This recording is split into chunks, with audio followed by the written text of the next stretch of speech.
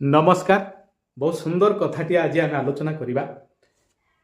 मो learning from everything जो रही मो वास्तव अनुभूति मो जीवन में प्रत्येक वस्तु सहित मुझे कटे जो जहाँ जहाँ शिखी मुझे सहित सेयार करी। आज आज आम आलोचना करवा शौल माछ। शौल माछ सहित मो पिलादिन गोटे बहुत बढ़िया स्मृति आज मन पड़ी। पाखु आम कौन शिखबार अच्छी। तो थे कौन हो वर्षा समय प्रथम वर्षार जिते छोट छोट खाल भर्ती पानी रे भर्ती होती माछ मैंने बाहर को आसती से समय प्रबल माछ बुंदी आज्ञा गाँ गहली गोटे निरा मजा से समय माछ धरा।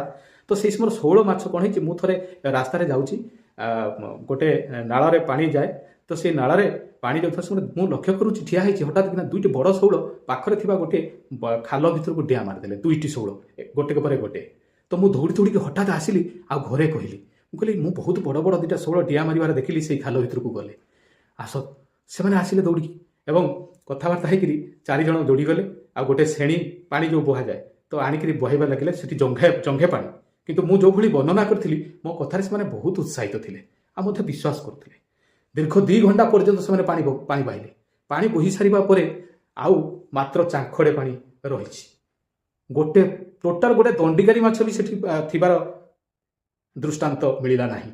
शेष से विरक्त हो गले आ मो उपर बहुत क्रोध से झाड़िले एवं गाड़ी देले कहले छोट पिला कथार आउ केबे विश्वास करिया उचित नुहे एते परिश्रम आमर वृथा गला कहीकि सेठी श्रेणीटी को फोपाड़ी देकि पड़े गले।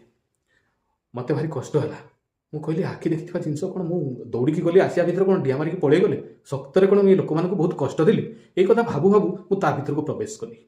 पानीटी पूरा स्थिर थाए हठात जो मुझे से मझे पहुँचली सब पानी चाखड़े थाए हठात जाए देखला बेलू गोड़े गोटे गड़ भाया कौन बाजिला बड़ बड़ शौल आज्ञा बहुत बड़ बड़। तो मो गोड़े बाजिला से चारिड़े खेली बुलले सांगे सांगे मु आनंद चित्कार कली ये शौल शौल आस आस धर समस्त पुणी आसिले आ पानी बाहिला पर से माछ दुईटा को धरले 3 किलो आ गोटे 4 किलो भली दुईटा शौल आम धरी से से घटनाटी मो पिला बेले भूली जाइली किंतु परवर्ती समय जो मोर मन पड़ा से स्मृति मुझे बस भाविली। सारे पढ़ेला बेले कही नम्रंती गुणिना जनाहा नम्रंती फलंती वृक्षा मुझे भाविली नम्रंती शौल माछा नुहे कि शौल माछ मैंने नम्र अर्थात गुणीजन मैंने आपण पाखे शौल माछर से जो नीरवता एति स्थिर पानी भितर दंडिकारी माछ थे आपण आगे आप मोटे धरी पारे से कहे धर मत मत धर मुझे खेलुची से सब खतई हो आप जाल पकातु से बाहरी जाऊ नहीं किंतु शौल माछ नीरव निश्चल गुणी ज्ञानी जनों भाया फलंती वृक्ष भाया से नीरव निश्चल बुझीपार। तेणु ज्ञानी जन मान खोजापी आपण को आवश्यकता अच्छी यही क्वालिटी जज कर।